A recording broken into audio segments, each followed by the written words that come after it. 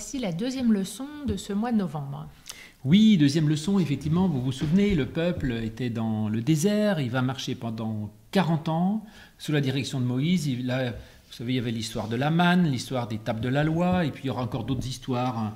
Ils vont mourir de soif, et il y a de l'eau qui va sortir d'un rocher. Après, il va y avoir une bataille contre des ennemis qu'on appelle des Amalécites, je crois. Et puis ensuite, Moïse envoie aussi des espions pour aller voir en terre promise, parce que leur but c'était d'arriver en terre promise, qui s'appelle le pays de Canaan. Et là, j'aime beaucoup cette histoire, où il va dans la terre promise, et les espions reviennent avec des grappes tellement grosses qu'ils sont obligés de se mettre à deux pour la porter. Et puis donc, ils continuent d'avancer, et finalement, à force d'avancer, ils arrivent en face de la terre promise, c'est-à-dire qu'en fait, il y a la terre promise, vous pouvez regarder sur un plan qu'on va vous montrer, il y a la terre promise d'un côté, donc à l'ouest, il y a le Jourdain, la rivière qui coule du nord au sud, à l'ouest du Jourdain, il y a la terre promise, Canaan. Et puis eux, ils arrivent de l'autre côté, en fait, côté ce qu'est aujourd'hui la Jordanie, de l'autre côté du Jourdain, et c'est là qu'ils arrivent sous la direction de Moïse. Donc voilà, en effet, mais Moïse, bon, il commence à être vieux avec tout ça, parce qu'ils sont restés 40 ans là-dedans, et donc Moïse va mourir avant d'entrer dans la terre promise. C'est ce qu'on lit à la fin du livre du Deutéronome, au chapitre 34, les versets 1 à 5. Moïse monta des plaines de Moab sur le mont Nebo, au sommet du Pisga, vis-à-vis de Jéricho. Et l'Éternel lui fit voir tout le pays, Galaad jusqu'à Dan, tout Nephtali, le pays d'Éphraïm et de Manassé, tout le pays de Juda jusqu'à la mer occidentale. Le Midi, les environs du Jourdain, la vallée de Jéricho, la ville des palmiers, jusqu'à Tsoar.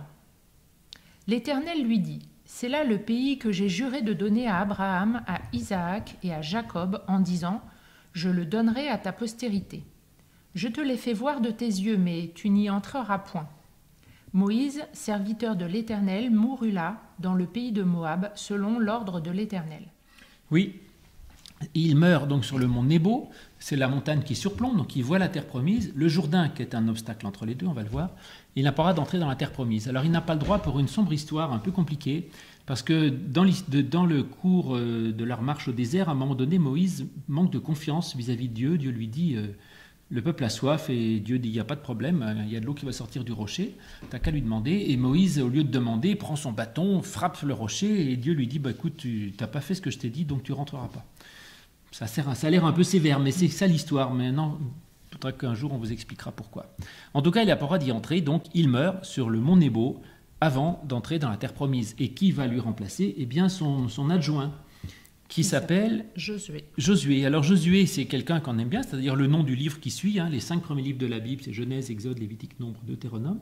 Et maintenant, on arrive au livre de Josué, qui est donc le successeur de Moïse.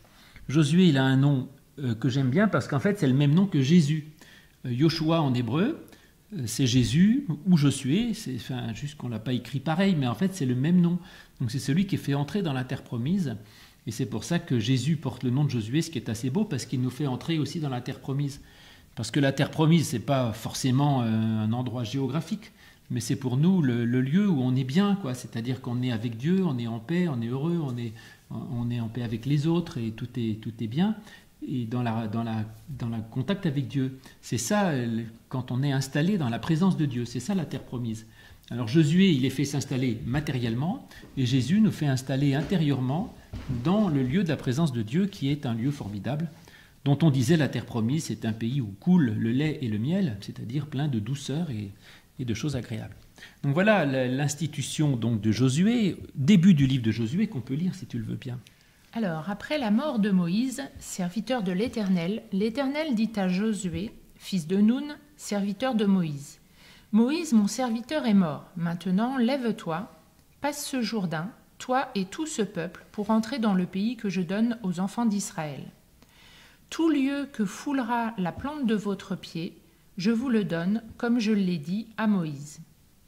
Vous aurez pour territoire, depuis le désert et le Liban jusqu'au grand fleuve, le fleuve de l'Euphrate, tout le pays des Hétiens, et jusqu'à la grande mer, vers le soleil couchant. Oui, voilà, donc effectivement, il nomme Josué pour y arriver. Le seul petit problème, c'est que entre là où ils sont et la terre promise, il y a le Jourdain. Le Jourdain, c'est un fleuve important, donc pour aller dans la terre promise, il va falloir qu'il se baigne, qu'il passe dans l'eau. Et alors on dit souvent que c'est l'équivalent pour nous du baptême, parce que vous savez que Jésus a été baptisé dans le Jourdain, c'est-à-dire il a été plongé dans l'eau du Jourdain au début de sa vie. Et pour nous aussi, le début de la vie chrétienne, c'est le baptême. Donc on reçoit un petit peu d'eau, comme le peuple. Pour entrer dans la terre promise, il a été obligé de se mouiller les pieds, nous on mouille la tête, ça revient au même, se mouiller un peu pour rentrer dans le Jourdain. Donc c'est l'image un des sens possibles de notre baptême. Alors simplement, la traversée le Jourdain, ça ne va pas être si facile parce qu'il n'y avait pas de pont prévu. Oui, ça fait penser, pour rentrer dans le désert, ils avaient traversé aussi un obstacle qui était de l'eau. Absolument. Pour sortir d'Égypte, ils avaient traversé la mer Rouge, si vous vous souvenez. Hein, il y a eu le miracle, Moïse avait frappé l'eau, la mer s'était écartée, ils étaient passés. Et puis là, de nouveau, il faut qu'ils retraversent quelque chose. C'est un récit qui ressemble beaucoup à l'histoire de la mer Rouge, mais qui est moins connu, mais qui ressemble beaucoup. Et donc voilà, effectivement, donc Josué prend la direction du peuple, il descend du mont Nebo et il va vers la terre promise.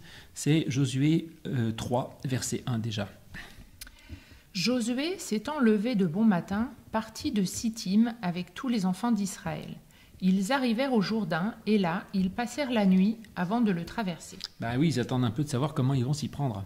Parce que c'était beaucoup plus profond que prévu, donc ils ne savaient pas du tout comment faire. Et autant pour la mer Rouge, c'était assez simple. Hein. Dieu a dit à Moïse, tu frappes le bâton, la mer s'écarte. Là, il y a tout un processus pour arriver à traverser le Jourdain qui va être un peu plus compliqué. Et on va voir ce que Dieu lui invite de faire. Donc toujours dans Josué 3, à partir du verset 12. Maintenant, prenez 12 hommes parmi les tribus d'Israël, un homme de chaque tribu. Ben oui, parce qu'il y avait 12 tribus. Si vous vous souvenez, Israël était divisé en 12 tribus, qui étaient à peu près chacune un des enfants de Jacob, c'est ça? Jacob. Non, oui, un des enfants de Jacob, qui avait 12 enfants. Et c'est à peu près chaque enfant, ça fait 12 familles, 12 tribus. Et dès que les sacrificateurs qui portent l'arche de l'Éternel... Alors oui, là il faut que j'explique deux choses. D'abord, ceux qu'ils appellent les sacrificateurs. Alors ça c'est un terme un peu technique dans notre Bible pour désigner les prêtres. Parce que c'est vrai qu'à l'époque on faisait des sacrifices, c'est comme ça. L'Église, au lieu de chanter des cantiques comme nous on fait, ils offraient des sacrifices. Il y avait la table où il y a la Bible, pour eux c'était une table en pierre, puis là ils tuaient des moutons, et bref. Donc c'était une religion de sacrifice. Donc on les appelait les sacrificateurs. C'est l'équivalent du pasteur d'aujourd'hui ou du prêtre d'autrefois. Et donc dès que les sacrificateurs, donc les prêtres qui portent l'arche de l'Éternel, et l'arche de l'Éternel, je vous l'ai expliqué la dernière fois, c'est ce coffre en bois d'acacia recouvert d'or, dans lequel il y avait l'étape de la loi. C'est ça. Et donc il y a les prêtres qui portent l'étape de la loi, c'est-à-dire la parole de Dieu. Et voilà, c'était leur boulot, hein, comme le pasteur porte la Bible, hein, c'est son métier. Et donc ils portent l'arche d'alliance, hein, comme on dit, l'arche de l'Éternel, et le Seigneur de toute la terre. Voilà. Poseront la plante des pieds dans les eaux du Jourdain.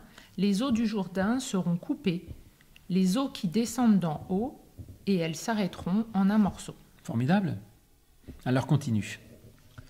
Le peuple sortit de ses tentes pour passer le Jourdain, et les sacrificateurs qui portaient l'arche de l'Alliance marchèrent devant le peuple. Quand les sacrificateurs qui portaient l'arche furent arrivés au Jourdain, et que leurs pieds se furent mouillés au bord de l'eau, le Jourdain regorge par-dessus toutes ses rives tout le temps de la moisson. Les eaux qui descendent d'en haut s'arrêtèrent et s'élevèrent en un monceau, et à une grande distance près de la ville d'Adam, qui est à côté de Tsartan, et celles qui descendent vers la mer de la plaine, la mer Salée, furent complètement coupées. Le peuple passa vis-à-vis de Jéricho. Les sacrificateurs qui portaient l'arche de l'Alliance de l'Éternel s'arrêtèrent de pierre ferme sur le sec, au milieu du Jourdain, pendant que tout Israël passa à sec, jusqu'à ce que toute la nation ait achevé de passer le Jourdain. Voilà, donc vous avez vu, il faut pour aller dans la terre promise, c'est pas évident, hein. Il faut quand même traverser quelque chose qui n'est pas facile. Alors là, c'est vrai encore pour nous aujourd'hui, parce que on dit que la présence de Dieu c'est formidable, mais oui, c'est vrai que ça demande un petit effort, ça demande un travail, c'est pas tout cuit, et il faut apprendre, faut quand même apprendre à connaître un peu la Bible. Aller à l'église, parfois on aime mieux dormir ou rester chez soi. Aller à l'école biblique, on fait ça plutôt qu'autre chose. Et même notre vie spirituelle, si on prend du temps pour prier, pour lire la Bible, ça demande un effort. Donc effectivement, je crois que la terre promise, c'est bien, toute l'aide de Dieu, elle est bonne et on a de la chance de l'avoir, mais il faut se donner un peu de mal pour y arriver, il faut se mouiller un peu les pieds, c'est pas forcément évident. Alors là, on nous donne la méthode.